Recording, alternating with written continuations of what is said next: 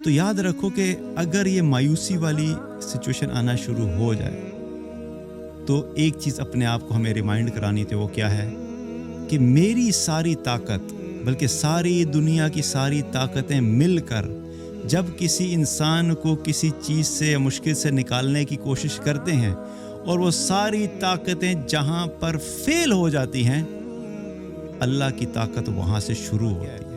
آپ اس ماں کی دل کی کیفیت تو سمجھو کہ نہ وہ اپنے بچے کو رکھنے کے قابل اور نہ وہ اس کو چھوڑنے کے قابل، اپنے گھر میں رکھتی ہے تو جدھر فرعون کے بندوں کو پتہ لگا یہاں پہ لڑکا، وہ آ کے قتل کر دیں گے، اور اگر سمندر کی لہروں کے حوالے کرتی ہے تو پتہ نہیں ڈوب کے ختم ہو جائے گا۔ تو آپ اس ماں کی جو ایموشنل سٹیٹ ہے، خوف اور غم کی، آپ سوچے کیا ہے۔ لیکن اللہ کو دیکھیں کہ اللہ کتنا رحمان ہے، رحیم ہے۔ اللہ بھی اپنی ساتھ ساتھ قدرت پیرل میں دکھا رہا ہے نا، کہ جب یہ دل میں ڈالا کہ اس کو تم پانی میں ڈال دو، تو پھر اس کے بعد اللہ تعالیٰ نے قرآن میں ذکر کیا کہ پھر اللہ تعالیٰ نے موسیٰ علیہ السلام کی والدہ کے دل میں ڈالا، وَلَا تَخَافِي وَلَا تَحْزَنِي إِنَّا رَادُوهُ إِلَيْكِ۔ اور مزے کی بات یہ، اصل توکل اس وقت شو ہوتا ہے جب انسان اپنی زندگی کے سارے اسباب اور وسائل اور ریسورسز اور کنیکشنز کو یوز کر لے کسی کام یا کسی آبجیکٹیو کو اچیو کرنے کے لیے، اور وہ سارے کے سارے تمہیں دھوکہ دے جائیں اور وہ سب ٹوٹ جائیں اور وہ ان میں سے کوئی ایک چیز بھی تمہارے اس کام کو نہیں نکلوا سکی، تو پھر کیا ہوتا ہے کہ پھر جب انسان ٹوٹ کے زمین پہ گرتا ہے تو پھر اس کا دل اور دماغ کلی طور کے اوپر اللہ کی طرف متوجہ ہوتا ہے۔ یہ وہ ان اللہ لا یخلف المیعاد، اللہ اپنے وعدے کے خلاف نہیں کرتا۔ جب اللہ قرآن میں کسی چیز کی کمٹمنٹ کرتا ہے تو وہ پوری کرتا ہے۔ جب اللہ کہتا ہے وَمَن يَتَّقِ اللَّهَ يَجْعَل لَّهُ مَخْرَجًا، تم اللہ کا تقوی اختیار کرو، ہم تمہیں ہر قسم کی مشکل سے نکال دیں گے، تو یاد رکھو کہ اللہ اپنی کمٹمنٹ پوری کرے گا۔ تم تقوی اختیار کرو، اللہ تمہیں ہر مشکل سے نکالے گا۔ وَيَرْزُقُ مِنْ حَيْثُ لَا يَحْتَسِبُ، اور تمہیں رزق ایسی جگہ سے دیں گے جہاں سے تم سوچ بھی نہیں سکتے۔ تم تقوی اختیار کرو، اللہ اپنی کمٹمنٹ پوری کرے گا۔ وَلَوْ أَنَّ أَهْلَ الْقُرَىٰ آمَنُوا وَاتَّقَوْا لَفَتَحْنَا عَلَيْهِمْ بَرَكَاتٍ مِّنَ السَّمَاءِ وَالْأَرْضِ، اگر یہ بستی والے ایمان لاتے اور تقوی اختیار کرتے تو اللہ تعالیٰ فرماتے ہم ان کے لیے آسمان اور زمین سے برکتوں کے دروازوں کو کھول دیتے۔ تم ایمان لاؤ، تقوی اختیار کرو، اللہ تمہارے لیے آسمان اور زمین سے برکتوں کے دروازوں کو کھولے گا۔ الحمدللہ رب العالمین والصلاۃ والسلام علی رسولہ الکریم وعلی آلہ واصحابہ اجمعین، اما بعد، اعوذ باللہ من الشیطان الرجیم، بسم اللہ الرحمن الرحیم، رب اشرح لی صدری ویسر لی امری واحلل عقدۃ من لسانی یفقہوا قولی۔ اللہ تعالیٰ نے انسان کو جو دنیا میں بھیجا، تو دنیا میں بھیجنے کے بعد اللہ سبحانہ تعالیٰ انسان کو مختلف طریقے سے آزماتا ہے، اور مقصد ہی چونکہ دنیا میں آنے کا اللہ تعالیٰ نے قرآن میں واضح کر دیا، الذی خلق الموت والحیات لیبلوکم ایکم احسن عملا، کہ ہم یہ دیکھیں گے کہ تم میں سے کون احسن عمل کرتا ہے۔ اور احسن عمل کے ساتھ ساتھ ایک تو ہے نیک اعمال کرنا، اللہ کی رضا والے اعمال کرنا، جس میں عبادات ہیں اور معاملات ہیں، ایمانیات ہیں۔ لیکن اللہ سبحانہ تعالیٰ انسان کو کبھی کبھی مشکلات میں ڈال کر بھی یہ دیکھنا چاہتا ہے کہ ان مشکلات میں تم کس طریقے سے احسن عمل کرو گے۔ عبادات کے حد تک تو تم ٹھیک تھے، لیکن جب تمہاری زندگی کی روٹین تمہاری اپنی مرضی اور خواہش سے ہٹ کے ہو گئی، تو پھر تم نے اس احسن عمل کو اور اللہ کی رضا کو کس طریقے سے حاصل کرنے کی کوشش کی۔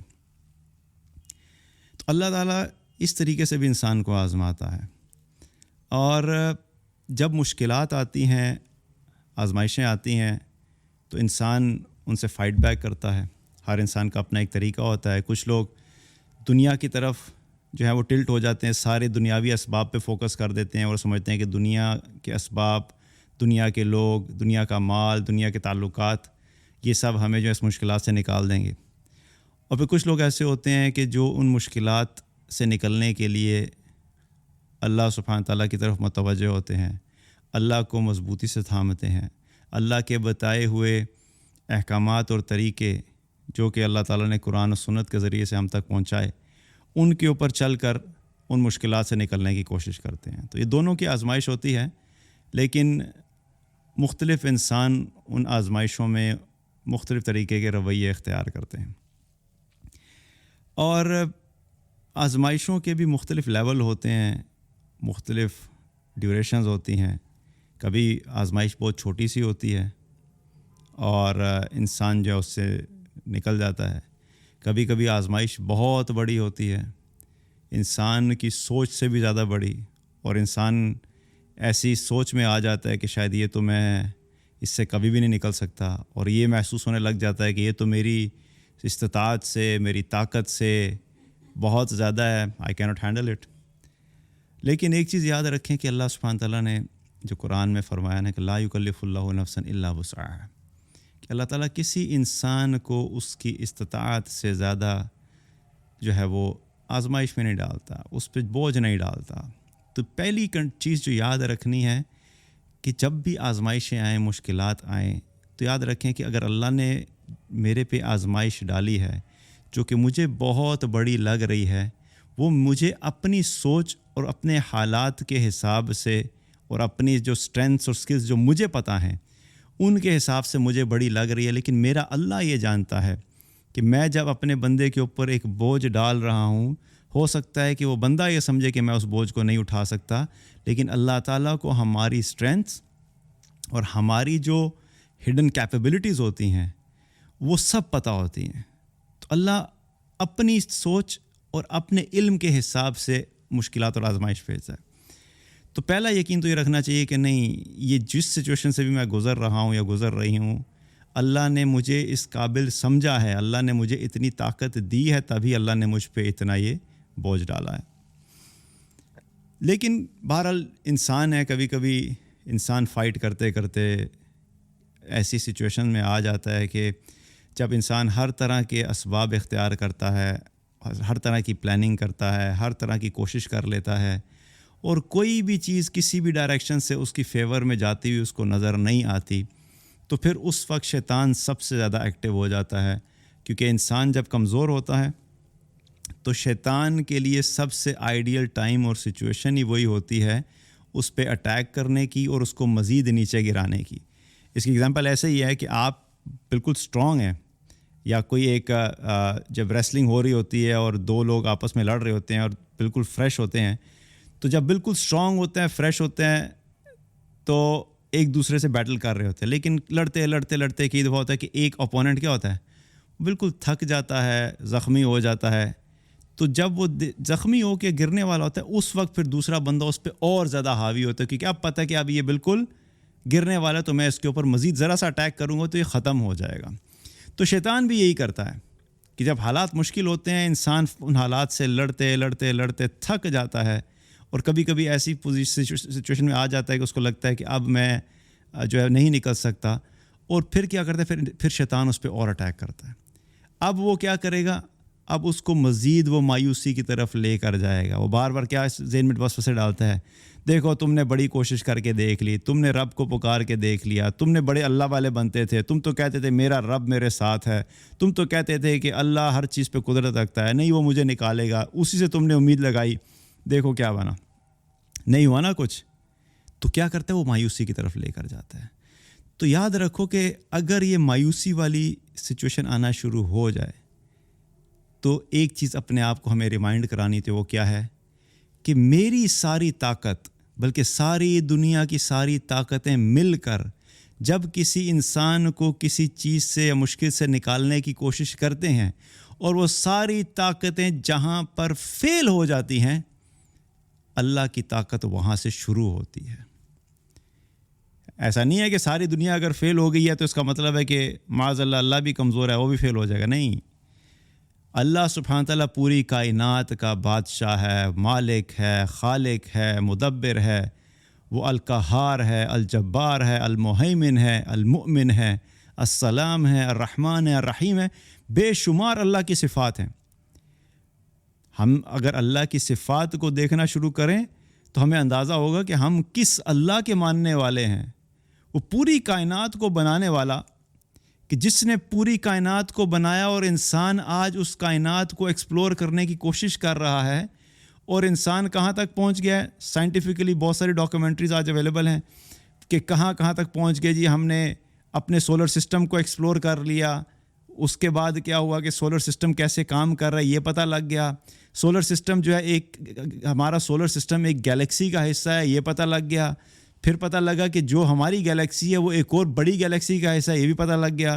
پھر وہ جو بڑی گیلیکسی ہے وہ ایک اور بڑی گیلیکسی کا حصہ ہے یہ بھی پتہ لگ گیا۔ اور پھر ڈفرینٹ قسم کے سٹارز جو ایکسپلور کیے کہ بہت بڑے بڑے سیارے ہیں، کچھ ایسے ہیں جو سورج سے بھی کئی گنا بڑے ہیں، اور پھر کچھ ایسے جو اس سے بھی کئی گنا بڑے ہیں۔ کرتے کرتے کرتے انسان یہاں تک پہنچ گیا ہے کہ بہت آگے وہ سمجھتا ہے کہ ہمیں کائنات کی ہمیں بہت ساری پتہ لگ گئی، لیکن ریالٹی یہ ہے کہ وہ اس کائنات کا ابھی ذرے کے برابر بھی ایکسپلور نہیں کر سکے۔ تو اللہ سبحانہ تعالیٰ نے جس اللہ نے اس اتنی بڑی کائنات کو بنایا اور اس کو چلا رہا ہے، اس میں زمین بالکل ایک ذرے سے بھی کم ہے، اور زمین کے تمام انسان ایک ذرے سے بھی کم ہیں، تو یہ سارے مل کر بھی ایک ذرہ تو ناکام ہو سکتا ہے، لیکن وہ اللہ جو پوری کائنات کا مالک ہے، خالق ہے، وہ کبھی بھی ناکام نہیں ہو سکتا۔ یہ بے بس ہو سکتے ہیں، اللہ کبھی بے بس نہیں ہو سکتا۔ یہ گیو اپ کر سکتے ہیں، اللہ کبھی گیو اپ نہیں کرے گا۔ یہ ساتھ چھوڑ سکتے ہیں، لیکن اللہ اپنے بندے کا ساتھ نہیں چھوڑتا، اگر بندہ اپنے اللہ کا ساتھ نہ چھوڑے تو یہ ایک تمہیدی بات اس اعتبار سے کہ مشکلات جب آتی ہیں تو انسان کے اوپر یہ کیفیات آتی ہیں۔ انہی میں سے ایک چیز بڑی امپورٹنٹ جو ہے وہ ہمیں سمجھنے کی ہے کہ اللہ تعالیٰ نے ہمارے ساتھ ایک بہت رحمت کا معاملہ یہ کیا کہ اللہ تعالیٰ نے ہمیں قرآن عطا کیا، اور قرآن اللہ کی نہ صرف کتاب ہے بلکہ یہ معجزہ ہے، اور یہ بہت بڑی رحمت ہے مومنین کے لیے۔ اور رحمت اس اعتبار سے ہے کہ جب انسان بالکل ٹوٹ جاتا ہے اور دنیا کے سارے لوگ جو کنسلٹنٹس ہیں اور کاؤنسلرز ہیں اور مشورے دینے والے ہیں اور ہر قسم کی سپورٹ دینے والے ہیں، وہ ساروں سے کر کے انسان جب لگتا ہے کہ کچھ بھی کہیں سے نہیں ہو رہا، تو یہ کتاب ایسی ہے جس میں اللہ نے ایسے واقعات بیان کیے جس میں انسان کو پھر دوبارہ سے اس کا ایمان تازہ ہوتا ہے۔ جب ان واقعات کو پڑھتا ہے پھر انسان کو اللہ کی قدرت کا پتہ لگتا ہے، اللہ کی طاقت کا پتہ لگتا ہے کہ وہ اللہ کتنا طاقتور ہے، اگر وہ میرے ساتھ ہے تو مجھے کسی چیز کی کوئی فکر کرنے کی ضرورت نہیں ہے۔ انہی واقعات میں سے ایک واقعہ، خیر بہت لمبا تو نہیں کر سکتے لیکن چند چیزیں جو ہے وہ اس کے بارے میں ڈسکس کریں گے۔ وہ واقعہ ہے موسیٰ علیہ السلام کا، اور موسیٰ علیہ السلام کی جو زندگی ہے وہ اس اعتبار سے بہت اہم ہے کہ اللہ سبحانہ تعالیٰ نے ان کی زندگی میں بہت ساری جگہوں پہ ایسی انہونی چیزیں، ایسی امپاسبل چیزیں کر کے دکھائیں جہاں پہ انسان یہ سمجھتا ہے اپنی سوچ کے حساب سے کہ نہیں یہ ایسے نہیں ہونا چاہیے تھا، اللہ نے اس کے اپوزٹ کر کے دکھایا۔ فرعون کے بارے میں ہم جانتے ہیں کہ بہت بڑا ظالم تھا، اور اس کو خواب آیا، اس کے ظلم سے پہلے کی ہم بات کر لیتے ہیں کہ اس کو خواب آیا، خواب میں اس نے دیکھا کہ ایک جو اس نے خواب دیکھا بہرحال کہ ایک بچہ پیدا ہوگا اور اس طریقے سے جو ہے وہ اس کی سلطنت الٹے گی۔ تو اس نے جب خواب کی تعبیر پوچھی تو انہوں نے لوگوں نے بتایا کہ جی خواب کی تعبیر یہ ہے کہ بنی اسرائیل میں سے ایک بچہ پیدا ہوگا جو کہ تمہاری سلطنت کو جو ہے وہ تمہارے تخت کو الٹ دے گا۔ اب اس بدبخت کی آپ سوچ دیکھیں کہ انسان اگر اس چیز کو سوچ لے اور اس چیز کو ایکسیپٹ کر لے کہ میرا اللہ جو ہے، اگر اس اللہ نے مجھے بادشاہت دی ہے تو جتنے وقت تک مجھے یہ بادشاہت اور حکمرانی ملی ہے میں اتنے وقت تک کروں گا، اور جب میرا اللہ مجھ سے لینا چاہے گا تو وہ لے لے گا۔ اگر یہ ایکسیپٹیبلٹی ہو تو پھر مسئلے ختم ہو جاتے ہیں ہر چیز میں۔ لیکن چونکہ وہ اپنے آپ کو رب سمجھتا تھا، وہ اللہ کو مانتا ہی نہیں تھا، تو وہ یہ سمجھتا تھا کہ میں ہر چیز پہ قدرت رکھتا ہوں اور ہر چیز ویسے ہی ہوگی جیسے میں چاہوں گا۔ خواب سنا تو اس نے پھر فیصلہ یہ کیا کہ اس کا مطلب ہے کہ کوئی لڑکا آ کے کل کو بڑا ہوگا اور میرے تخت کو الٹ دے گا، تو اس نے حکم کیا دے دیا کہ جب بھی لڑکے پیدا ہوں ان کو قتل کرنا شروع کر دو. یذبحون ابناءکم ویستحیون نساءکم. اللہ نے قرآن میں اس کا ذکر کیا بنی اسرائیل سے کہتے ہوئے کہ بھئی فرعون جو تھا وہ تمہاری بچیوں کو، تمہارے لڑکوں کو جو ہے وہ قتل کر دیا کرتا تھا اور لڑکیوں کو چھوڑ دیا کرتا تھا. وفی ذالکم بلاء من ربکم عظیم. اور اللہ نے اس بات کو یہ خود سے بولا کہ اور یہ تمہارے رب کی طرف سے تمہارے اوپر بہت بڑی آزمائش تھی. اور یہ آزمائش جو ہم نے شروع میں بات کی، تو یہ دنیا کی جو زندگی ہے یہ حقیقت میں اس کا اگر خلاصہ اگر آپ پوچھیں کہ بھئی اس زندگی کا دوسرا نام کوئی تجویز کریں، کوئی مجھ سے اگر پوچھے، اگین میری اپنی ایک رائے ہے، صحیح بھی ہو سکتی ہے غلط بھی ہو سکتی ہے، تو کوئی مجھ سے اگر کہ نا اس زندگی کا دوسرا نام آپ تجویز کریں تو میں یہ کہوں گا آزمائش.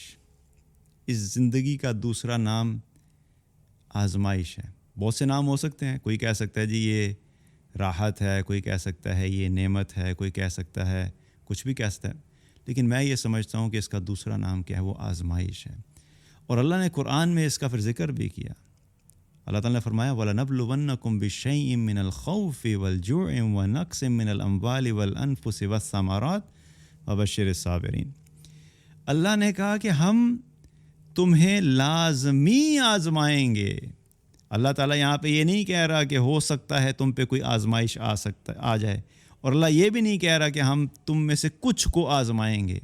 اللہ نے ایک جنرل سٹیٹمنٹ دی ہے کہ ہم تمہیں لازمی آزمائیں گے.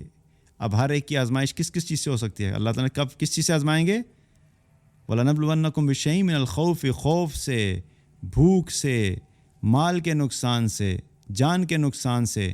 ثمرات مطلب کہ کھیتیاں بھی ہو سکتی ہیں، اور یہ بھی ہو سکتا ہے کہ جو بھی تمہارے پاس تمہارے بزنسز ہیں، جو بھی تمہارے پاس ارننگز ہیں، ایسٹس ہیں، ان کے نقصانات سے. پھر اللہ نے کیا فرمایا؟ وَبَشِّرِ الصَّابِرِينَ. ان نقصانات کے ہونے کے بعد جو لوگ اللہ کے اگینسٹ چلے جائیں گے، کمپلین کریں گے، روتے دھوتے رہیں گے کیوں ہوا، نہیں ہونا چاہیے، اللہ نے زیادتی کی، ان کے لیے خوشخبری نہیں ہے. خوشخبری کیا ہے؟ جو ان تمام آزمائشوں سے گزرنے کے بعد صبر کرتے ہیں، اور صبر اس بات پہ کرتے ہیں کہ نہیں یہ میرے اللہ کی طرف سے ہے. یا اللہ میں تجھ سے اس حال میں بھی راضی ہوں. یا اللہ میرے مال کا نقصان ہو گیا، میں تجھ سے راضی ہوں. یا اللہ میرے پہ خوف کی کیفیت ہے، میں تجھ سے راضی ہوں. یا اللہ میرے جو ہے وہ جان کا نقصان ہو گیا ہمارے ارد گرد، یا اللہ میں تجھ سے راضی ہوں. یا اللہ ہمارے بزنس میں لاس ہو گیا، یا اللہ میں تجھ سے راضی ہوں. یہ رضا ہے، یہ صبر ہے. کوشش کرنی ہے کہ اپنے آپ کو ان آزمائشوں سے نکالنے کی، ان نقصانات سے بچانے کی پوری کوشش کرنی ہے. اللہ نے یہ نہیں کہا کہ تم جو ہے وہ اللہ سے شر مانگو، یا کوئی مشکل آ رہی ہے تو اس مشکل کے نتیجے میں کوئی ایفرٹ نہیں کرو اپنے آپ کو نکلنے کی. نہیں، ایفرٹ کرو گے، لیکن یاد رکھو کہ کبھی کبھی لائف میں ایسی سچویشنز آتی ہیں کہ ساری ایفرٹ کے باوجود بھی نقصان ہو جاتا ہے. کوئی بزنس مین یہ نہیں چاہتا کہ اس کے بزنس جو ہے وہ ڈیفالٹ کر جائے اور وہ اس کو نقصان ہو.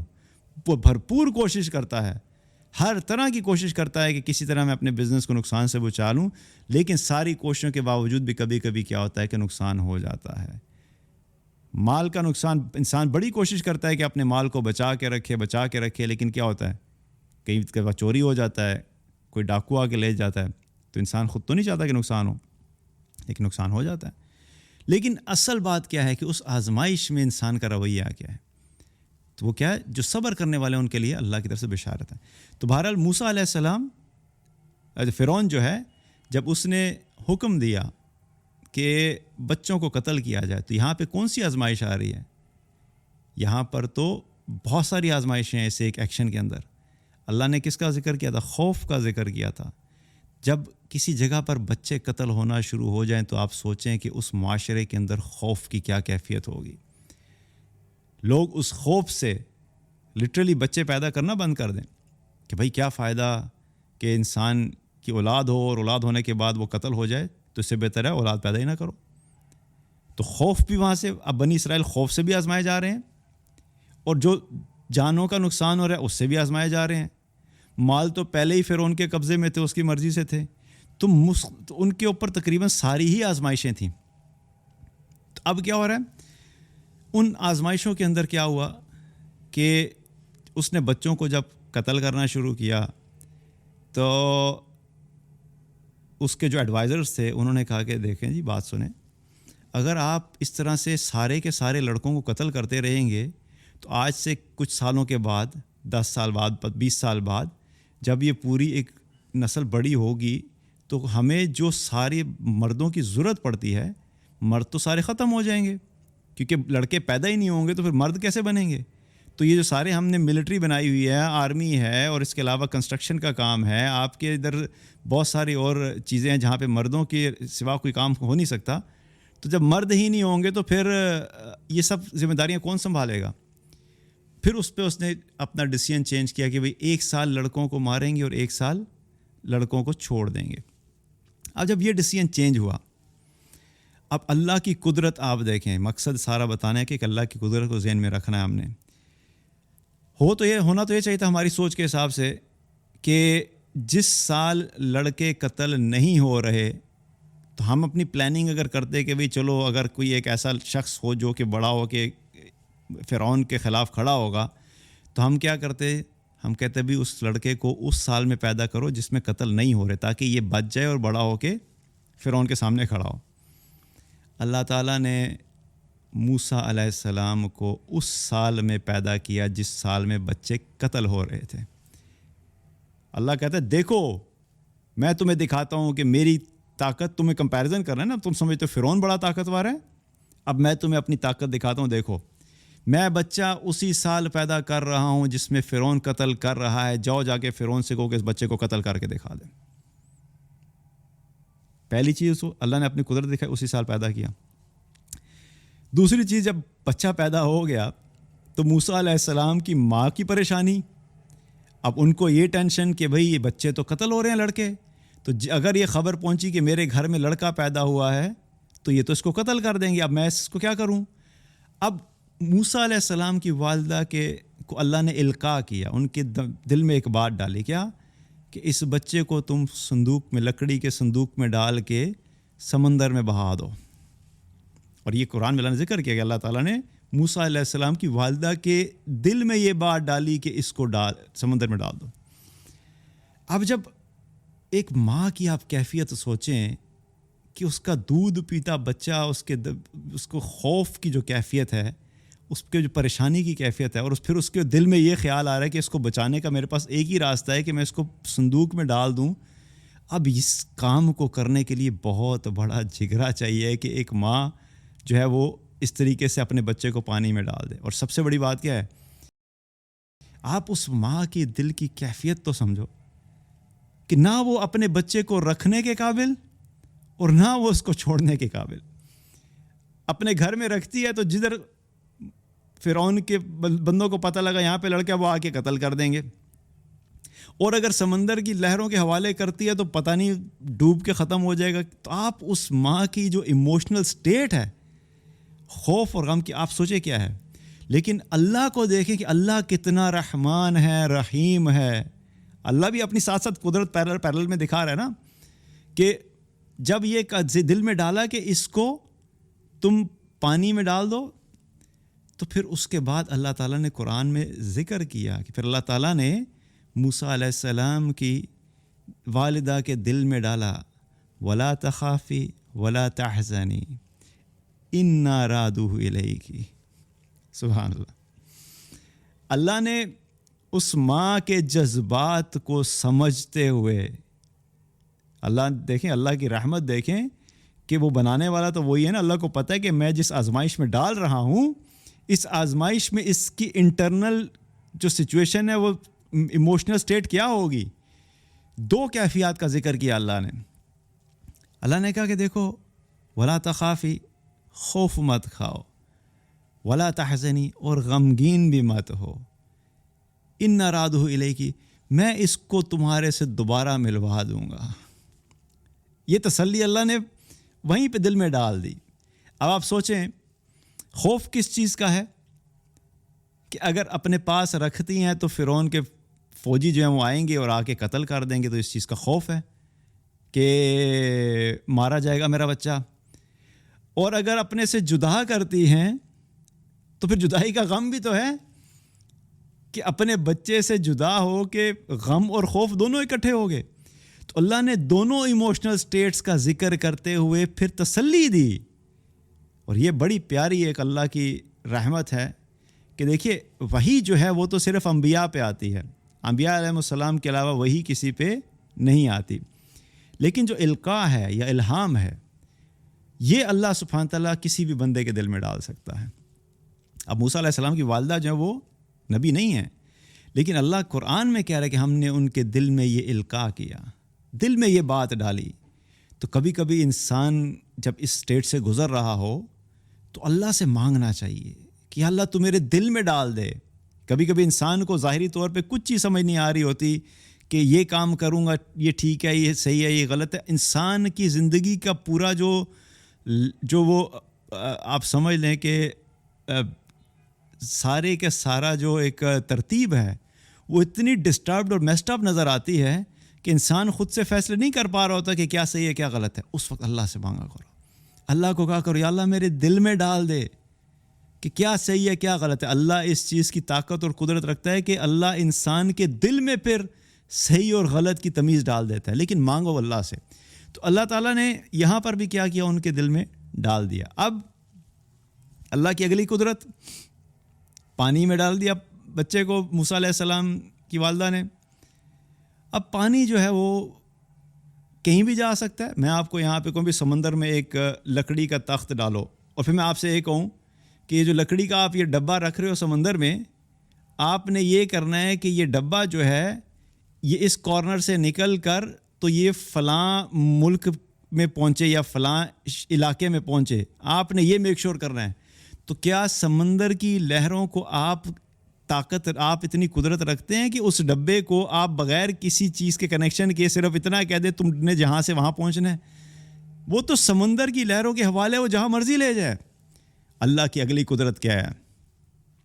اللہ نے موسیٰ علیہ السلام جس تخت میں تھے اس تخت کو نہ ڈوبنے دیا، نہ ہی اس میں پانی آنے دیا، نہ ہی اس کو سمندر کے کسی ایسے حصے میں پہنچا دیا کہ وہ لاسٹ ہو گئے، بلکہ موسیٰ علیہ السلام کو اللہ تعالیٰ نے ان لہروں کو حکم دیا کہ اس موسیٰ کو تم نے جا کے پہنچانا ہے سیدھا فرعون کے محل کے پاس جو پانی لگتا ہے اس کے پاس پہنچا دو.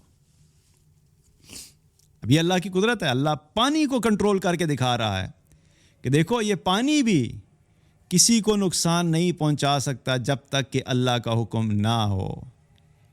اگلی بات ہماری سوچ کے حساب سے ہونا تو یہ چاہیے تھا کہ موسیٰ علیہ السلام کی جان کو خطرہ ہے تو وہ پانی جو ہے فرعون کے محل کے طرف جانے کے بجائے اس پانی کو تو جو ہے وہ اس ملک سے لے کے اللہ تعالیٰ جو ہے وہ بعد میں بھی تو اللہ نے ہجرت کروائی نا، جب کہا کہ بھئی تم مصر سے نکل کر سب شام کی طرف جاؤ.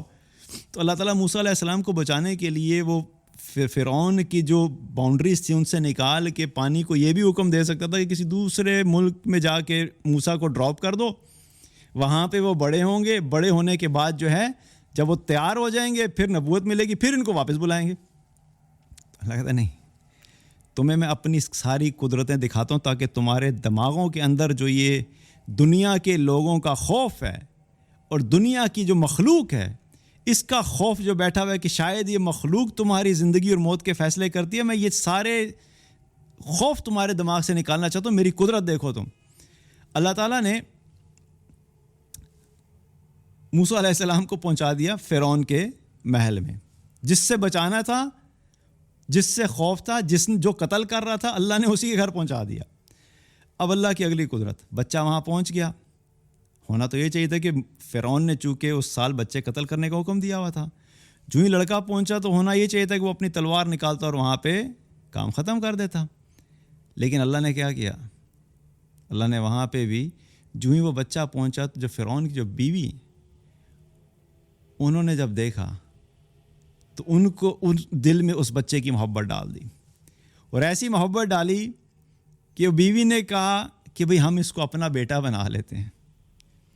اب فرعون قتل کرنا چاہ رہا ہے، اللہ نے پروٹیکشن کا ذریعہ کس کو بنا دیا؟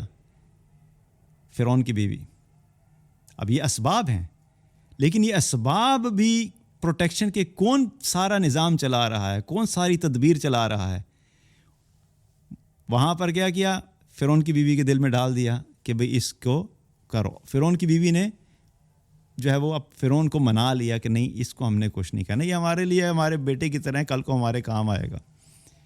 ایک اور چیز یہاں پہ کیا پتہ لگتی ہے کہ اللہ نے عورت کو اتنی طاقت دی ہے کہ اگر وہ اپنے خامند کو کسی صحیح بات کے لیے جو ہے وہ منانا چاہے تو چاہے جتنی بڑی بات اس کے خامند نے کیا اس کے اگینسٹ وہ منوا سکتی ہے اگر وہ چاہے تو بہرحال فرعون جو ہے وہ فرعون کی بیوی نے کہا, اور موسیٰ علیہ السلام جو ہے وہ اب وہاں پہ اللہ نے ایک اور نظام چلا دیا پروٹیکشن کا. اب اللہ نے یہاں پر کیا کہا تھا؟ اللہ تعالیٰ نے موسیٰ علیہ السلام کی والدہ کو کیا کہا تھا کہ تم فکر نہیں, خوف نہیں کرو, غم نہیں کرو, میں دوبارہ ملواؤں گا. اب یہ اللہ کی کمٹمنٹ آئی ہوئی, اب ملنا کیسے ہوگا؟ اب اللہ قدرت دکھا رہے کہ ملوائیں گے کیسے. موسیٰ علیہ السلام چھوٹے سے ہیں, دودھ پیتے بچے ہیں, رونا شروع کیا. اب بچے کو جب بھوک لگتی ہے تو اس کو دودھ پینا ہوتا ہے. رونا شروع کیا, تو جب رونا شروع کیا تو اب سب کو پتہ ہے بھئی اس کو تو دودھ پلانا ہے, دودھ کون پیے گا؟ اللہ تعالیٰ اب ظاہر ہے اس کو دودھ کون پلائے, ماں تو ہے نہیں وہاں پہ. تو وہاں پر مختلف عورتوں کو بلایا گیا کہ بھئی تم اس کو دودھ پلاؤ تاکہ یہ خاموش ہو. موسیٰ علیہ السلام نے کسی عورت کا دودھ نہیں پیا, کیونکہ اللہ نے موسیٰ علیہ السلام پر ہر باقی کسی بھی عورت کے دودھ کو حرام کر دیا تھا. وہ ایک عورت آئے, دوسری آئے, تیسری آئے, موسیٰ علیہ السلام نے کسی کا دودھ نہیں پیا اور روئے جا رہے ہیں. اب ادھر وہ پریشان ہے فرعون کی بیوی, یہ سارے پریشان ہیں, ابھی بچہ رو رہا ہے, کیا کریں؟ باہر نکلے, بتائی سچویشن کرتے کرتے کیا ہوا کہ موسیٰ علیہ السلام کی ان والدہ تک بات پہنچی اور انہوں نے جب دودھ پلایا تو موسیٰ علیہ السلام نے ان کا دودھ پی لیا. اس پر ان کی بیوی نے فرعون کی بیوی نے کیا کہا کہ پھر ایک کام کریں, آپ ہمارے پاس جو ہے وہ محل میں آ جائیں, ہم آپ کو بڑے اچھے طریقے سے رکھیں گے, آپ ہی اس کو دودھ بھی پلائیں, اس کی خاطر اس کو جو ہے اس کی آپ وہ تربیت بھی کریں, خیال بھی رکھیں. تو انہوں نے کہا بھی میں تو محل میں نہیں آ سکتی, میرے تو بچے بھی ہیں, خامند بھی ہیں, تو میں محل میں نہیں آ سکتی, تو میں یہیں پہ رہوں گی. پھر وہاں پر موسیٰ علیہ السلام کو انہوں نے کہا ٹھیک ہے پھر آپ اس کی حفاظت یہیں پہ کریں اور ہم آپ کا خیال بھی رکھیں گے. اللہ نے واپس ملوا دیا, کیونکہ اللہ نے کیا کہا تھا. سوچیں اللہ کی کمٹمنٹ, اللہ ہمیں یقین دلا دے کہ جو اللہ کے الفاظ ہیں نا قرآن میں, یہ سب الفاظ قرآن میں ہیں. ان ارادہ الیہ کہ اللہ نے کہا تھا کہ میں تمہیں ملواؤں گا, تم نے پریشان نہیں ہونا. تو اس سے ہمیں کیا پتہ لگتا ہے؟ ان اللہ لا یخلف المیعاد, اللہ اپنے وعدے کے خلاف نہیں کرتا. جب اللہ قرآن میں کسی چیز کی کمٹمنٹ کرتا ہے تو وہ پوری کرتا ہے. جب اللہ کہتا ہے وَمَن يَتَّقِ اللَّهَ يَجْعَل لَّهُ مَخْرَجًا, تم اللہ کا تقوی اختیار کرو, ہم تمہیں ہر قسم کی مشکل سے نکال دیں گے. تو یاد رکھو کہ اللہ اپنی کمٹمنٹ پوری کرے گا. تم تقوی اختیار کرو, اللہ تمہیں ہر مشکل سے نکالے گا. وَيَرْزُقُ مِنْ حَيْثُ لَا يَحْتَسِبُ, اور تمہیں رزق ایسی جگہ سے دیں گے جہاں سے تم سوچ بھی نہیں سکتے. تم تقوی اختیار کرو, اللہ اپنی کمٹمنٹ پوری کرے گا. وَلَوْ أَنَّ أَهْلَ الْقُرَىٰ آمَنُوا وَاتَّقَوْا لَفَتَحْنَا عَلَيْهِمْ بَرَكَاتٍ مِّنَ السَّمَاءِ وَالْأَرْضِ, اگر یہ بستی والے ایمان لاتے اور تقوی اختیار کرتے تو اللہ تعالیٰ فرماتے ہم ان کے لیے آسمان اور زمین سے برکتوں کے دروازوں کو کھول دیتے. تم ایمان لاؤ, تقوی اختیار کرو, اللہ تمہارے لیے آسمان اور زمین سے برکتوں کے دروازوں کو کھولے گا. ہر کمٹمنٹ جو اللہ نے قرآن میں دی ہے یقین رکھو اللہ پوری کرے گا, اگر تم وہ کام کرو جس کے بدلے میں اللہ نے اس کمٹمنٹ کا وعدہ کی, جو کمٹمنٹ تم سے کی ہے. اللہ نے جب موسیٰ علیہ السلام کی اور مزے کی بات یہ ہے کہ یہ قرآن کی آیت تو آج ہم پڑھ رہے ہیں نا, جو ڈاکیومنٹڈ ہے, ہمیں لکھی ہوئی مل رہی ہے. موسیٰ علیہ السلام کی والدہ کے سامنے تو ایسی کوئی چیز لکھی ہوئی کنفرم تھی بھی نہیں. نہ اللہ نے ان سے کلام کیا, نہ کوئی نبی ان کے پاس آئے اور انہوں نے کہا کہ جی اللہ نے آپ کے لیے پیغام دیا. صرف اللہ نے دل میں خیال ڈالا تھا. تو سوچو کہ اللہ جو دل میں خیال ڈال رہا ہے, اللہ اس کو بھی اگر پورا کر رہا ہے تو جس چیز کو اللہ ڈاکیومنٹ کر کے کہہ دے کہ میں پورا کروں گا, قرآن میں اس کو قرآن کا حصہ بنا دے, تو کیا اللہ اس کو پورا نہیں کرے گا؟ تو اب کیا ہوا, اللہ نے کمٹمنٹ پوری کر کے دکھا دی. اللہ کی قدرت, میں بار بار اللہ کی قدرت کا اس لیے کہہ رہا ہوں کہ ہمیں اللہ یقین عطا فرما دے اپنی قدرت کا. اس کے بعد کیا ہوا؟ موسیٰ علیہ السلام بڑے ہو گئے، نبوت مل گئی، اور کیا ہوا کہ اب اگلی آزمائش شروع ہو گئی. جب نبوت ملی تو وہ پہلے ہی فرعون سے بھاگ رہے تھے کہ بھئی اس کے پاس کیا جائے. اللہ نے کیا کیا؟ اللہ نے موسیٰ علیہ السلام کو پھر اسی فرعون کے پاس بھیج دیا کہ جاؤ اس کو جا کے اب تم دین کی دعوت دو، اس کو بتاؤ کہ رب اللہ ہے، خالق اللہ ہے، مالک اللہ ہے، وہ وحدہ لا شریک ہے، اس کے سوا کوئی الہ نہیں، اس کے سوا کوئی معبود نہیں، اس کے سوا کوئی رب نہیں. اب اسی فرعون کے سامنے جا کے موسیٰ علیہ السلام جو ہیں وہ دعوت دینے لگ گئے. اگلی آزمائش آ گئی. اب ظاہر ہے فرعون کو دعوت دی، اور پھر بہرحال وہ ایک لمبا واقعہ ہے، اس پہ میں نہیں آ رہا. اس دعوت کے نتیجے میں کیا ہوا؟ بیک اینڈ فورتھ چیزیں ہوتی رہیں. وہ جادوگروں کا واقعہ آیا کہ وہ فرعون نے جادوگروں کو بلایا، موسیٰ علیہ السلام نے اپنا عصا ڈالا، جادوگروں نے موسیٰ علیہ السلام کا عصا جب دیکھا وہ سمجھ گئے کہ بھئی یہ تو اللہ کے سچے نبی ہیں. کرتے کرتے جب فرعون کو دعوت دی، اس کو سمجھایا، لیکن وہ اپنی ہٹ دھرمی سے باز نہیں آیا، تو کیا ہوا؟ اللہ کی طرف سے دعوت کا پیغام پہنچ گیا، حجت پوری ہوگی. اب فائنلی جو اللہ کا قانون ہے وہ کیا ہے کہ جب کسی قوم کو اللہ کسی قوم کی طرف نبی بھیج دیتے ہیں اور وہ نبی اس پیغام کو پہنچا دیتے ہیں اور ایک خاص وقت تک اللہ مہلت دیتا ہے.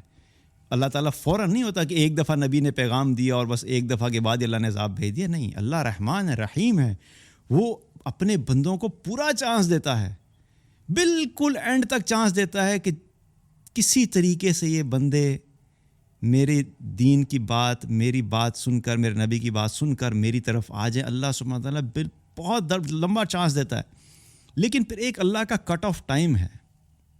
اللہ تعالیٰ ہمیشہ کا ٹائم نہیں رکھا، اللہ نے پھر ایک کٹ آف ٹائم رکھا ہوتا ہے کہ جب اللہ دیکھتا ہے کہ اس بندے کو، اس قوم کو بتایا جا رہا ہے انسان بن جاؤ، خیر والے بن جاؤ، شر چھوڑ دو، کفر چھوڑ دو، شرک چھوڑ دو، اللہ کی طرف آ جاؤ، اللہ کو وحدہ لا شریک مان لو. کرتے کرتے جب وہ نہیں آتے، جب اللہ دیکھ لیتا ہے کہ اب یہ لوگ ایمان پہ آنے والے نہیں ہیں، پھر اللہ کی طرف سے عذاب آتا ہے. اب موسیٰ علیہ السلام نے پورا پروسیس سے گزرے لیکن پھر کیا ہوا کہ ایک وقت آیا کہ اب اللہ تعالیٰ نے موسیٰ علیہ السلام سے کہا کہ نہیں، یہ فرعون جو ہے وہ یہ ایمان لانے والا نہیں. اب آپ کیا کریں؟ آپ بنی اسرائیل کو لے کر مصر سے نکل کر شام کی طرف ہجرت کر لیں. اب اللہ اگلی قدرت دکھا رہا ہے اپنی. بنی اسرائیل جو کتنے لمبے عرصے سے جو ہے وہ اس فرعون کے عذاب کو دیکھ رہے تھے، آپ سوچیں ان کے اندر جو خوف کی کیفیت ہوگی، غم کی کیفیت ہوگی، پریشانی کی ہوگی، اور بالکل کانفیڈنس لیول شیٹرڈ ہے. اور جو ہے وہ جسے کہتے ہیں کہ انسان جب اتنے لمبے ٹراما سے گزرتا ہے تو پھر کیا ہوتا ہے، انسان بالکل ٹوٹا ہوا ہوتا ہے. اب وہ سارا خوف اور پریشانی بنی اسرائیل کے دل میں بیٹھی ہوئی تو تھی، کیونکہ انہوں نے فرعون کو دیکھا تھا کہ وہ بچوں کو قتل کر دیتا ہے، جس کو چاہتا ہے وہ مار دیتا ہے، جس کو چاہتا ہے چھوڑ دیتا ہے. وہ تو ظاہری طور پہ لگ رہا تھا، حالانکہ حکم تو اصل میں کیا ہوتا ہے؟ وہ اللہ کا ہوتا ہے. هو یحیی و یمیت، اللہ ہی ہے جس کو چاہتا ہے زندگی دیتا ہے، جس کو چاہتا ہے موت دیتا ہے. اگر زندگی دینے کا فیصلہ کر دے اللہ تو پوری کائنات کی طاقتیں مل کر بھی اس انسان کو موت نہیں دے سکتی، اور اگر اللہ نے کسی کی موت کا وقت مقرر کر دیا ہے تو پوری کائنات کی طاقتیں مل کر بھی اس انسان کو ایک لمحے کے لیے بھی اس موت کے وقت سے آگے نہیں لے جا سکتی. یہ فیصلے اللہ کی طرف سے آتے ہیں. اب اللہ نے جو ہے وہ موسیٰ علیہ السلام سے کہا کہ بھئی اس کو جا کے بنی اسرائیل کو لے کے آپ ہجرت کر دیں. لیکن بنی اسرائیل کی جو ایموشنل سٹیٹ ہے وہ ذہن میں رکھیں، بڑی امپورٹنٹ ہے. انہوں نے ایک لمبے عرصے سے جو ہے وہ فرعون کے اس ٹارچر کو دیکھا ہوا تھا، تو وہ اندر سے بالکل ٹرامیٹک سچویشن میں تھے. اور وہ جس چیز کا ٹراما انسان کو ہوتا ہے نا، وہ ساری زندگی کیری کرتا ہے، اور ذرا سی کوئی بات ہو تو انسان جو ہے نا فوراً جو ہے وہ واپس فلیش بیکس آتے ہیں، انسان اسی موڈ میں چلا جاتا ہے. اب کیا ہوا ہے، بنی اسرائیل کو لے کے جب نکلے تو فرعون کو خبر پہنچ گئی کہ بھئی اس طرح موسیٰ جو ہے وہ تو بنی اسرائیل کو لے کے بھاگ رہا ہے. اب ادھر موسیٰ علیہ السلام رات کو نکلے، اور موسیٰ علیہ السلام کو ابھی پتہ نہیں آگے کہ کیا چیزیں آ رہی. That's very important. موسیٰ علیہ السلام کو صرف اتنا حکم ملا ہے کہ بھئی تم جا کے شام کی طرف ہجرت کر جاؤ. اللہ نے کوئی راؤٹ نہیں بتایا، اللہ نے کوئی سٹیپس نہیں بتائے کہ تم ادھر جاؤ گے یہ ہوگا یہ ہوگا. اللہ نے کچھ نہیں, بس اتنا حکم دیا. اور ایمان والوں کو کیا سمجھ آتی ہے, کبھی کبھی ایسی سچویشن ہوتی ہے لائف میں کہ آپ کو صرف اللہ کا حکم ماننا شروع کرنا ہوتا ہے. راستہ ہو سکتا ہے کہ آپ کو کلیئر نہیں ہو کہ یہ حکم مانوں گا تو میں نے کس راستے سے چلنا ہے. جس وقت جو اللہ کا حکم آپ کو پہنچا ہے وہ اس کو پورا کرو, راستہ پھر اللہ خود بنائے گا. کبھی کبھی راستہ نظر نہیں آتا.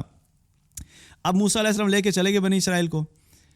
جب وہ وہاں پہ ہجرت کے لیے گئے تو کیا ہوا کہ راستے میں سمندر آ گیا, بحیرہ قلزم. اب سمندر کے پاس آ کے سارے اکٹھے ہو گئے. اب وہ کتنے لوگ تھے بنی اسرائیل کے, وہ مختلف تعداد آتی ہے روایات میں اس میں نہیں جا رہا, دیٹ بیکاز وہ ریگارڈلیس سی بات ہے, اس کا کوئی مقصد نہیں ہے. جب وہ سارے اکٹھے ہو گئے, اب ذرا موسیٰ علیہ السلام کی آپ سچویشن سمجھیں. آزمائش, ایک اور آزمائش کیا ہے؟ موسیٰ علیہ السلام کے اوپر ٹرسٹ کرتے ہوئے اتنے سارے, کچھ میں ہزاروں آتے ہیں, کچھ میں لاکھوں کی تعداد آتی ہے, اتنے لوگ موسیٰ علیہ السلام کے کہنے کے اوپر فرعون جیسے شخص سے بغاوت کر کے نکلے ہیں. فرعون کا ڈر اور خوف اور اس کی طاقت جو ہے وہ بنی اسرائیل نے دیکھی ہے. موسیٰ علیہ السلام کی طاقت فرعون کے مقابلے میں اس طرح سے نہیں دیکھی. ہاں وہ جادو دیکھا, معجزات دیکھے, لیکن بہرحال جو فرعون جو حکمران تھا اس کی طاقت کا اثر ان کے دلوں میں زیادہ تھا. اب جب وہ وہاں پہنچے تو ان کے اندر ظاہری بات ہے کہ ایک سچویشن کریٹ ہوگی کہ بھئی اب کیا کریں. ادھر بنی اسرائیل سمندر کے سامنے آگے کھڑے ہو گئے اور اتنے میں فرعون کی فوج آنا شروع ہوگی. اب آپ ذرا بنی اسرائیل کی سٹیٹ آف مائنڈ دیکھیے, وہ پہلے خوف زدہ تھے. جو ہی انہوں نے دیکھا کہ فرعون کی فوج آ رہی ہے تو آپ سوچے کیا ہوگا, نیچرل ری ایکشن کیا ہوگا؟ پینک موڈ ہوتا ہے نا, پینک کر گئے. اور موسیٰ علیہ السلام سے کہا کہ اِنَّ لَمُدْرَكُونَ, اے موسیٰ مارے گئے, تیرے کہنے پہ ہم ادھر آئے تھے اور دیکھ ہم آگے پھنس گئے. آگے پانی ہے اور پیچھے فرعون کی فوج ہے. آگے گئے تو تب بھی موت ہے, رکتے ہیں تو فرعون آ جائے گا تب بھی موت ہے. وہ پینک کر گئے. اور ان کا پینک کرنا بائی دا وے وہ بڑا نیچرل ری ایکشن تھا, کیونکہ وہ اتنے خوف کی کیفیت میں اتنے بڑے, ان کے حساب سے جو اتنا بڑا طاقتور وہ جو ہے وہ حکمران ہے اس سے بغاوت کر کے نکلیں تو خوف تو ہونا ہی تھا. تو جب وہ پینک کیے اِنَّ لَمُدْرَكُونَ, تو آپ ذرا موسیٰ علیہ السلام کا یقین اور توکل دیکھیں. حالانکہ موسیٰ علیہ السلام کو راستہ نظر نہیں آ رہا, وہ آگے سے بجائے پینک کرنے کے یا بجائے ان کو وہ یہ تسلی دینے کے کہ نہیں تم ٹھہر جاؤ, ہم ابھی یہ اسٹریٹجی کرتے ہیں وہ اسٹریٹجی کرتے ہیں, تم ایک کام کرو, تم لوگ لاکھ ہو, ذرا ڈسٹریبیوشن بنا لو, کچھ ادھر ہو جا. موسیٰ علیہ السلام نے کچھ نہیں کیا. انہوں نے صرف اتنا کہا کَلَّا إِنَّ مَعِيَ رَبِّي سَيَهْدِينِ. تم نے پینک کرنا ہے کرو, لیکن میں تمہیں کہہ رہا ہوں کہ ہم نہیں مرنے والے, ہرگز نہیں. میرا اللہ میرے ساتھ ہے, وہ مجھے راستہ ضرور دکھائے گا. کیونکہ میں یہاں پر اپنی مرضی سے نہیں آیا, میں یہاں پر اپنی پلاننگ سے نہیں آیا, میں یہاں پر اپنی اسٹریٹجی سے نہیں آیا. مجھے میرے اللہ نے حکم دیا تھا کہ بھئی ہجرت کرو, تو میں نے اپنے اللہ کا حکم مانا ہے. اور جب میں نے اپنے اللہ کا حکم مانا ہے تو مجھے پتہ ہے کہ وہ اللہ مجھے راستہ ضرور دکھائے گا.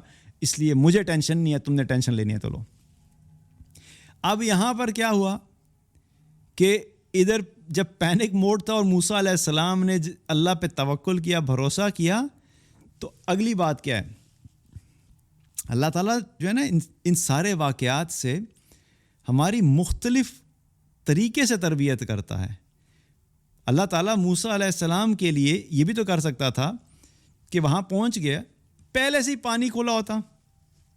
آسانی کی بات ہے نا کہ کسی آزمائش میں نہ ڈالتا, کسی پریشانی میں نہ ڈالتا, کسی سٹریس میں نہ ڈالتا, اور بالکل جسے کہتے ہیں کہ ایزی وے میں سارے کام کرتا ہے. لیکن نہیں, اللہ نے یہ ساری باتیں قرآن میں جو لکھی اور موسیٰ علیہ السلام کو جو اس آزمائش سے گزارا اور ہر سٹیج پہ اس آزمائش کا ذکر کیا, تو اللہ یہ بتانا چاہتا ہے کہ دیکھو آزمائش آئے گی, اللہ پہ بھروسہ کرو, اللہ نکال دے گا. پھر آزمائش آئے گی, پھر تم اللہ پہ بھروسہ رکھو, اللہ نکال دے گا. تو اب یہاں پہ کیا آزمائش آ گئی کہ موسیٰ علیہ السلام کے سامنے بھی وہی سمندر ہے, ان کو تو کوئی راستہ نظر نہیں آ رہا, لیکن انہوں نے جب اللہ پہ بھروسہ کیا تو ہونا کیا چاہیے تھا, اگین ہماری سوچ کے حساب سے, جو انہوں نے کہا کہ میرا اللہ میرے ساتھ ہے, وہ مجھے راستہ ضرور دکھائے گا, وہ اتنا کہتے تو سمندر پھٹ جاتا. ہماری سوچ کے حساب سے نا, لیکن اللہ نے وہاں پر بھی ایک اور چیز تربیت کے لیے سکھائی ہمیں. موسیٰ علیہ السلام سے کہا اندرب بعصاک البحر، اے موسیٰ یہ جو تمہارے ہاتھ میں لاٹھی ہے نا، تم اس کو سمندر پہ مارو. اگین انسان کے دماغ اور سوچ اور ہماری لاجک، اصل میں تو دیکھا جائے تو یہ جو لاٹھی ماری جا رہی ہے نا، ہماری لاجک پہ ماری جا رہی ہے. لاجک کیا کہتی ہے؟ میں آپ سے یہ کہوں کہ دیکھو سامنے سمندر تو دور کی بات ہے، ایک چھوٹا سا کنال ہے، کوئی نہر ہے، اس سے گزرنا ہے ہم نے، اور آپ کے ہاتھ میں ایک لکڑی ہے، ہم پھنس گئے، پیچھے دشمن آ گیا. میں کہوں ایک کام کرو ذرا اس لکڑی کو پانی پہ مارو، تو لاجک کیا کہتی ہے؟ میں اگر یہ کہوں گا تو آپ کی لاجک کیا کہے گی کہ یہ بیوقوف ہے، آپ مجھے بیوقوف سمجھیں گے. کیوں؟ کیونکہ لاجک اور سائنس یہ کہتی ہے پانی پہ لکڑی مارنے سے کیا پانی کو فرق پڑے گا. ٹھیک ہے، اور واقعی آج جا کے آپ پانی پہ ماریں لکڑی، نہیں فرق پڑے گا. جتنے مرضی ایمان سے مار لیں آپ، جتنے مرضی توکل سے مار لیں، آج پانی پہ نہیں پڑے گا. کیوں؟ کیونکہ کچھ ایسی خاص سچویشنز ہوتی ہیں جہاں پہ اللہ سبحانہ تعالیٰ نے کسی خاص امر کے ہونے کا حکم دینا ہوتا ہے، تبھی وہ چیز ہوتی ہے. یہ رول اللہ نے سٹینڈرڈ نہیں بنایا کہ اب جو بھی لکڑی مارے گا اس کے لیے پانی پھٹ جائے گا. اللہ نے موسیٰ علیہ السلام کو کیا سکھایا کہ دیکھو جب بھی تم پھنس جاؤ، تم نے ایک کام کرنا ہے کہ جو تمہارے بس میں کرنے والا کام ہے وہ تم نے نہیں چھوڑنا. تمہاری ایفرٹ چاہے وہ ظاہری طور پہ بالکل چھوٹی سی لگ رہی ہو، تمہیں لگ رہا ہے اس سے فرق نہیں پڑے گا، لیکن تم نے اپنی ایفرٹ ضرور کرنی ہے. تو موسیٰ علیہ السلام سے اللہ نے کیا کہا؟ اندرب بعصاک البحر، اپنے عصا کو پانی پہ مارو. موسیٰ علیہ السلام نے پانی پہ مارا، تو اب یہاں پہ کیا ہو رہا ہے؟ پھر اللہ کا حکم. پانی نیچرل فینومینا یا سائنٹیفک ریزننگ کی وجہ سے نہیں پھٹا، بلکہ اللہ نے اس وقت پانی کو حکم دیا کہ جب یہ عصا مارے گا اپنا تو تم پھٹ جانا. اور پھر اللہ نے قرآن میں اس کا ذکر بھی کیا کہ جب وہ مارا تو ہم نے پانی کو پھاڑ دیا اور وہ پانی سے اس کے لیے راستہ بنایا. اور پھر موسیٰ علیہ السلام اور جو ہے وہ موسیٰ علیہ السلام اور بنی اسرائیل جو ہے وہ پانی سے گزرے، اور جب وہ کراس کر کے وہاں پہ دوسرے اینڈ پہ پہنچے تو اللہ نے پانی، اور پھر کیا ہوا کہ فرعون کی فوج بھی پیچھے اتری. ناؤ اگین انادر پوائنٹ کہ موسیٰ علیہ السلام کے ساتھ اللہ کی مدد تھی، اور اللہ کی مدد کی بھی پھر ایک ٹائمنگ ہوتی ہے. وہ ایسا نہیں ہوتا کہ لمبے عرصے کے لیے، پیچز میں بھی آتی ہے، کبھی کسی ایک خاص ایونٹ پہ آ سکتی ہے، کسی ایک خاص موقع پہ آ سکتی ہے. اب اللہ نے مدد کی، پانی پھٹا، تو فرعون چونکہ اپنے دماغ سے چلنے والا تھا تو اس نے کہا یہ پانی پھٹ گیا بھی ایسے ہی کھڑا رہے گا، تو جب وہ گزر سکتے ہیں تو ہم بھی تو گزر سکتے ہیں. جو ہی موسیٰ علیہ السلام لے کے گزرے تو اللہ نے پانی کو حکم دیا دوبارہ کہ دوبارہ اپنی اصل حالت میں آ جاؤ. فرعون اپنی فوج کے ساتھ ابھی بیچ میں ہی تھا، تو پانی کو اللہ نے حکم دیا. اگین اللہ اپنی قدرت دکھا رہا ہے کہ پانی بھی اپنی مرضی سے ایک سیکنڈ بھی زیادہ اس سٹیٹ میں نہیں رہ سکتا جب تک کہ میں اس کو حکم نہیں دوں. پانی اللہ کے حکم کے مطابق اس ایک لمحے سے بھی زیادہ اس سٹیٹ میں نہیں رہا. اللہ نے کیا کیا؟ پانی کو حکم دیا اور پانی دوبارہ اپنی جگہ پہ آ گیا، اور فرعون اپنے تمام جو ہے وہ ساتھیوں کے ساتھ پانی میں غرق ہو کے ختم ہو گیا. اور اللہ نے پھر اس کا ذکر کیا کہ ہم نے اس کو غرق کیا اور تم اس کو دیکھ رہے تھے. اور دیکھنے کا ذکر کس لیے کیا؟ تاکہ ان کو تسلی ہو جائے، یقین مزید بڑھ جائے کہ اللہ جب کسی کام کے کرنے کا حکم کرتا ہے اور ارادہ کر لیتا ہے تو دنیا کی کوئی طاقت اس کے سامنے کھڑی نہیں ہو سکتی. تو اللہ کی قدرت جو ہے اس کو اپنے دل میں بٹھانا یہ بہت اہم ہے. یہ یقین رکھو کہ اللہ کے حکم کے بغیر نہ کوئی مجھے فائدہ ہو سکتا ہے، نہ کوئی نقصان ہو سکتا ہے. یہ یقین رکھو کہ اگر میرا اللہ میرے ساتھ ہے تو مجھے کوئی نقصان نہیں دے سکتا. یہ یقین رکھو کہ اگر میں نے اپنے رب کو اپنے ساتھ لیا ہے تو دنیا کی ساری طاقتیں مل کے بھی مجھے نیچا نہیں کر سکتی. اسی لیے بار بار اللہ کو پکارنا اور اللہ کی مدد طلب کرنا اور اللہ کو یہ شو کرنا کہ یا اللہ تیری مدد کے بغیر میں کچھ نہیں کر سکتا، یا اللہ میرا بھروسہ تیرے پہ ہی ہے، یا اللہ میرا مالک تو ہی ہے، یا اللہ میرا خالق تو ہی ہے، یا اللہ مجھے کوئی اور نہیں نکال سکتا سوائے تیرے. یہ دل کی کیفیت ہے اور یہ انسان کا اللہ سے تعلق ہے. اور مزے کی بات یہ، اصل توکل اس وقت شو ہوتا ہے جب انسان اپنی زندگی کے سارے اسباب اور وسائل اور ریسورسز اور کنیکشنز کو یوز کر لے کسی کام یا کسی آبجیکٹیو کو اچیو کرنے کے لیے، اور وہ سارے کے سارے تمہیں دھوکہ دے جائیں اور وہ سب ٹوٹ جائیں اور وہ ان میں سے کوئی ایک چیز بھی تمہارے اس کام کو نہیں نکلوا سکی، تو پھر کیا ہوتا ہے کہ پھر جب انسان ٹوٹ کے زمین پہ گرتا ہے تو پھر اس کا دل اور دماغ کلی طور کے اوپر اللہ کی طرف متوجہ ہوتا ہے۔ یہ وہ سٹیٹ ہوتی ہے جب اللہ کی طرف متوجہ ہوتا ہے تو پھر کیا ہوتا ہے، پھر اللہ کی مدد آتی ہے، کیونکہ یہ کامل توکل کی کیفیت ہوتی ہے۔ تو کیا ہے کہ اللہ کی قدرت کا یقین رکھنا کہ اللہ ہمارے ساتھ ہے تو ہمیں کوئی نقصان نہیں پہنچا سکتا، اور اللہ کو اپنی طرف بلانا، اپنی مدد کی طرف بلانا، یہ مستقل کرتے رہنا چاہیے۔ اللہ تعالیٰ سے دعا ہے کہ اللہ تعالیٰ ہمیں جو ہے کامل ایمان عطا فرمائے، تقوی عطا فرمائے، توکل عطا فرمائے، ہر قسم کے شر سے محفوظ فرمائے۔ اللہ تعالیٰ ہم سب کو دنیا اور آخرت کی خیر و عافیت و بھلائیاں عطا فرمائے۔ بارک اللہ علیہ ولکم۔ السلام علیکم ورحمۃ اللہ وبرکاتہ۔